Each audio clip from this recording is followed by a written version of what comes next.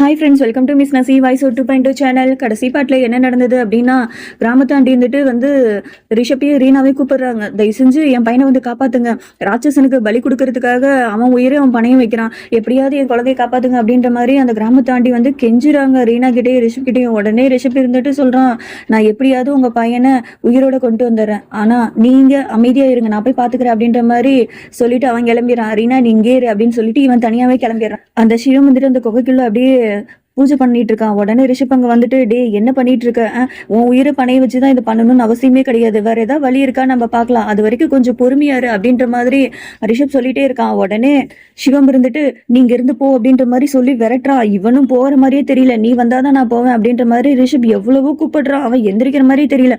ஒரு கட்டத்துல ரிஷப்பையே தள்ளி விட்டுறான் சிவம். அந்த இடத்துக்கு ராட்சசன் வந்துடுறான். தயவு செஞ்சு கிளம்பு அப்படின்ற மாதிரி ரிஷப் எவ்வளவோ சொல்லி பாக்குறான். அவன் எந்திரிக்கிற மாதிரியே தெரியல. அவன் பாட்டுக்கு மந்திரத்தை படிச்சுக்கிட்டே இருக்கான். அந்த ராட்சசன் என்ன பண்ணிடுறான், சிவம் கழுத்து பிடிச்சி அப்படியே தூக்குறான். அந்த இடத்துக்கு கிராமத்தாண்டி வந்துடுறாங்க. தயவு செஞ்சு என்னை விட்டுருங்க, என் பையனை விட்டுருங்க. அந்த கிராமத்தாண்டியே எவ்வளவோ கெஞ்சுறாங்க. அவன் எதுவுமே கேட்கவே இல்லை. அந்த ராட்சசன் அவன் பாட்டுக்கு கழுத்தை பிடிச்சி தூக்குறான்.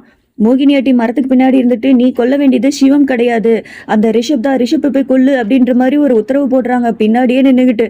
உடனே ராட்சசன் சிவனை விட்டுட்டு அப்படியே ரிஷப் அப்படியே கழுத்தை பிடிச்சி தூக்குறான். கரெக்டா அந்த இடத்துக்கு ரீனா வந்துடுறா. ரீனா வந்ததை பார்த்த உடனே மோகினி ஆண்டி விட்டுரு அப்படின்ற மாதிரி சொல்லிட்டு அவங்க அந்த இடத்த விட்டு கிளம்பிடுறாங்க. ராட்சசனும் மறைஞ்சிடறான். ரீனா அப்படியே ரிஷப்பை தூக்கிட்டு ஹாஸ்பிட்டலுக்கு போயிடுறா. ரிஷப் ரொம்ப சீரியஸா இருக்கா, கோமா ஸ்டேஜுக்கு போயிட்டான் அப்படின்ற மாதிரி சொல்லிடுறாங்க. இதை கேட்ட உடனே எல்லாத்துக்கும் என்ன பண்றதுன்னே தெரியல, ஒரு மாதிரி பதட்டத்தோட நின்றுட்டு இருக்காங்க. அந்த இடத்துக்கு மோகினி ஆண்டி வந்துடுறாங்க. நான் சாமியாரை போய் பார்க்க போனேன், என்ன ஆச்சு, இவன் நல்லா தானே இருக்கான் அப்படின்ற மாதிரி தெரியாத மாதிரி ஒரு ஆக்டிங் போடுறாங்க.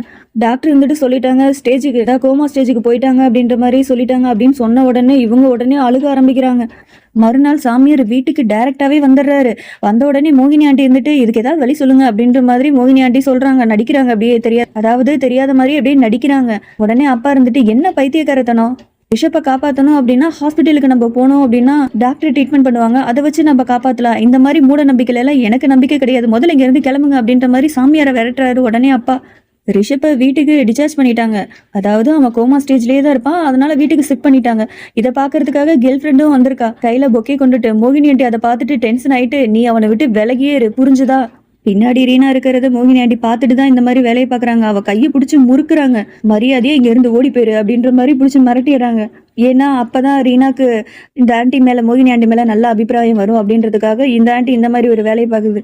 இந்த பக்கம் சாமியார் டைரக்டாவே ரிஷப் ரூமுக்கு ஒரு மருந்து ஒண்ணு இருக்கும், அதை எடுத்து குளுக்கோஸ்ல போட்டு விட்டுறாரு, அதாவது ட்ரிப்ல ஏத்தி விட்டுறாரு. உடனே ரிஷப்க்கு ஒரு மாதிரி துடிக்கிறான். அந்த இடத்துக்கு ரீனாவும் வந்துடுறா. டாக்டர் கூப்பிடுறாங்க. டாக்டர் எல்லாம் பாக்குறாங்க.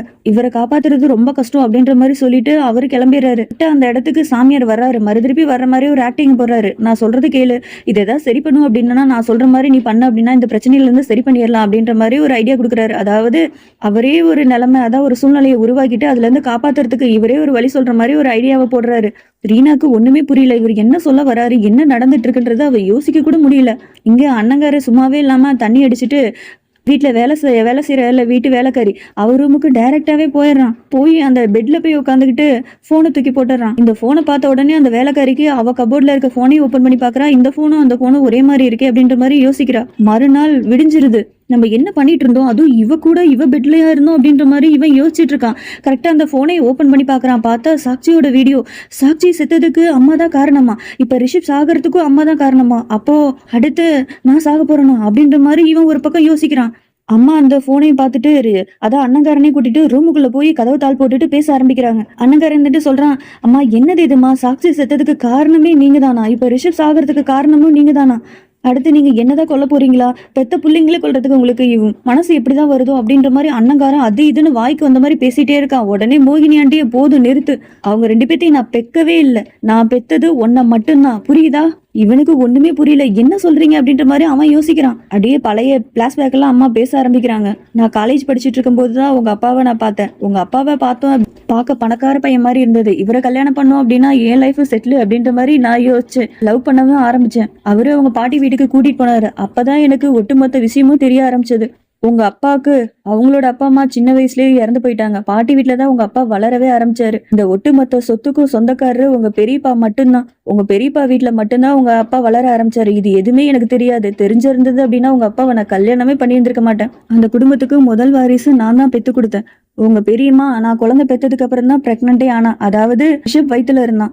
நாட்களும் அப்படியே உருண்டு ஓட ஆரம்பிச்சது. நீங்களும் அப்படியே வளர ஆரம்பிச்சீங்க. நான் தான் இந்த குடும்பத்துக்கு முதல் வாரிசு பெத்து கொடுத்தேன். ஆனா அவங்க உனக்கு முக்கியத்துவம் கொடுக்கல. ரிஷப் தான் அப்படியே தாங்குன்னு தாங்குனாங்க. இது எதுவுமே எனக்கு சுத்தமா பிடிக்கல. ஒரு கட்டத்துல உங்க பெரியப்பாவும் பெரியம்மாவும் ஆக்சிடென்ட்ல செத்து போயிட்டாங்க. அப்ப சாக்ஷி கை குழந்தை. இவங்க 2 பேத்தையும் நான் தான் அப்படியே வளர்க்க ஆரம்பிச்சேன். இவங்களோட ஒட்டுமொத்த நம்பிக்கையும் சம்பாதிக்கிறதுக்காக. புரிஞ்சுதா? இந்த மொத்த கதையோட வில்லியே நான் தான் அப்படின்ற மாதிரி மோகினி ஆண்டி ஒரு போடு போடுது. அண்ணங்காரனுக்கு தலையே சுத்துது. சரிம்மா, அப்புறம் எதுக்கு நம்ம கமலாபுரம் இங்க வந்தோம் அப்படின்ற மாதிரி அண்ணங்காரன் கேக்குறான்.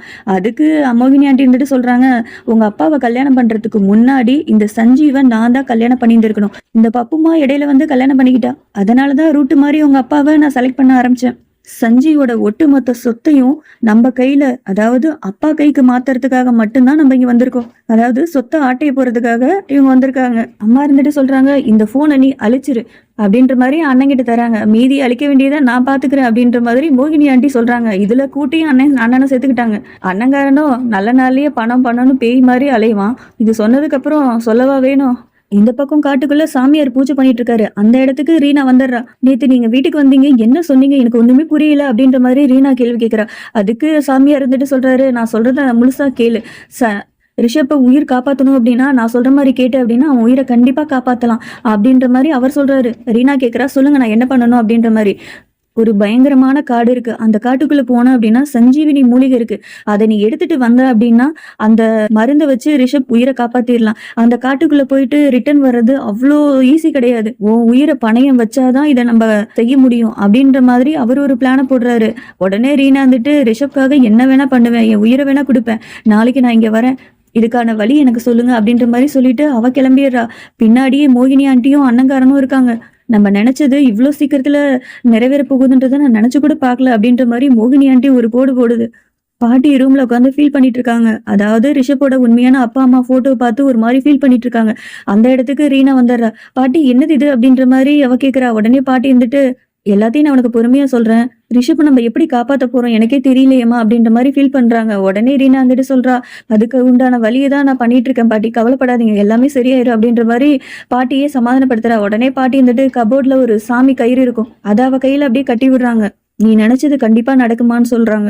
இந்த பக்கம் அண்ணி வந்துட்டு ரூம்ல அழுக்கு துணி எல்லாம், அண்ணனோட அழுக்கு துணி எல்லாம் அப்படியே எடுத்துட்டு இருக்காங்க.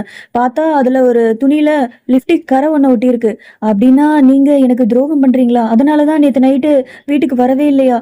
யார் அந்த பொண்ணு? எல்லாரும் ராட்சசனுக்காக பயந்துட்டு இருக்காங்க, அங்க நீங்க என்னடானா நல்லா என்ஜாய் பண்ணிட்டு இருக்கீங்களா அப்படின்ற மாதிரி இவ உடஞ்சு உட்காந்து அழுகுற அண்ணி. இந்த பக்கம் ரீனா கோவிலுக்கு வந்துடுறா. கரெக்டா அந்த இடத்துக்கு சாமியார் வந்து ஒரு மேப்பு மாதிரி ஒண்ணு கையில தராரு. இதுதான் அந்த காட்டுக்கு போறதுக்கான உண்டான வழி, இதை நீ பார்த்து நீ கரெக்டா போன அப்படின்னா நீ நினைச்சதை சாதிக்கலாம் அப்படின்ற மாதிரி கொடுத்துறாரு. ரீனாவும் அதை வாங்கிட்டு அப்படியே காட்டுக்குள்ள போறா. பின்னாடியே சாமியாரும் அந்த ராட்சசனும் பின்னாடி ஃபாலோ பண்ணிட்டே வராங்க. நம்ம ஃபாலோ பண்றது ரீனாக்கு ஏதோ தெரியக்கூடாது அப்படின்ற மாதிரி அந்த ராட்சசன்ட்ட சொல்லிட்டு அவங்க 2 பேரும் அப்படியே ஃபாலோ பண்றாங்க. இது எதுவுமே தெரியாம ரீனா முன்னாடி போயிட்டே இருக்கா. அடுத்து என்ன நடக்க போகுதுன்னு தெரிஞ்சுக்கணும் அப்படின்னா வெயிட் பண்ணுங்க. அது வரைக்கும் பாய் ஃப்ரெண்ட்.